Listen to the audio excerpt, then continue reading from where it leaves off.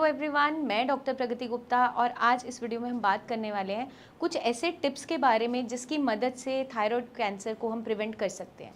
अगर हम thyroid cancer की बात करें तो इनिशियली कुछ स्टेप्स को हमें कुछ टिप्स को फॉलो करना है जिससे हम एटलीस्ट इसे प्रिवेंट कर सकें।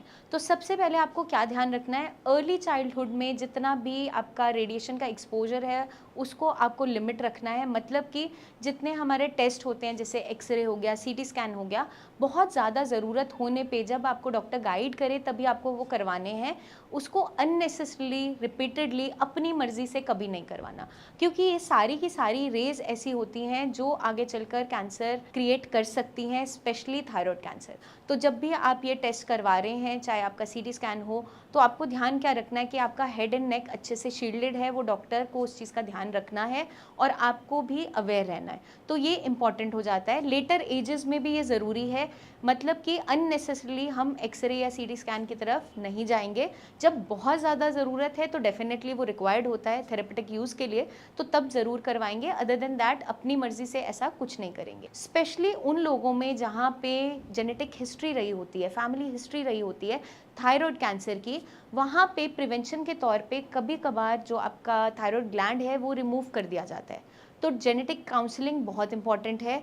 अगर आपकी फैमिली में ये बीमारी रन कर रही है, थायराइड कैंसर की हिस्ट्री काफ़ी ज़्यादा है, आपकी जो पेरेंट्स या ग्रैंड पेरेंट्स में कहीं से भी अगर आपको ऐसे केसेस ज़्यादा सुनने को देखने को मिल रहे हैं, तो आप भी अपने डॉक्टर से मिलिए, जेनेटिक काउंसलिंग करवाइए और साथ में उनसे गाइडेंस लीजिए कि ऐसा कुछ अगर फैमिली में प्रेजेंट है जो ट्रिगरिंग फैक्टर है, जिसके कारण से बार बार ये फैमिली में रन कर रहा है, आप तक ये चीज़ें ना पहुँचे, उसके लिए प्रिवेंशन आप किस तौर पे कर सकते हैं। तो वहाँ पे काउंसलिंग काफ़ी अच्छा रोल प्ले करती है। नेक्स्ट हमें ध्यान रखना होता है कि एक हेल्दी वेट मेंटेन करना बहुत इंपॉर्टेंट है।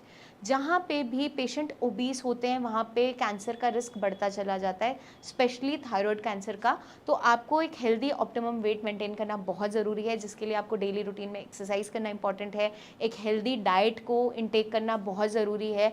तो आप अगर एक्स्ट्रा एडेड शुगरी आइटम्स का इंटेक कर रहे हो, जंक फूड ज़्यादा खा रहे हो, उसको आज से ही बंद कर दीजिए, क्योंकि वो ट्रिगरिंग फैक्टर है आगे चलकर कैंसर होने के। तो इस चीज़ का हमें खास ध्यान रखना है। नेक्स्ट आपका आ जाता है टबैको यूज़। अगर आप टबैको का इस्तेमाल लंबे टाइम से कर रहे हैं तो वो आपकी बॉडी पे इम्पैक्ट कर सकता है, स्पेशली थायराइड कैंसर क्रिएट कर सकता है। उसके पीछे कई सारे कारण देखने को मिल जाते हैं कि वो एक कार्सिनोजन की तरह काम करता है जो आगे चलकर थायराइड कैंसर क्रिएट कर सकता है।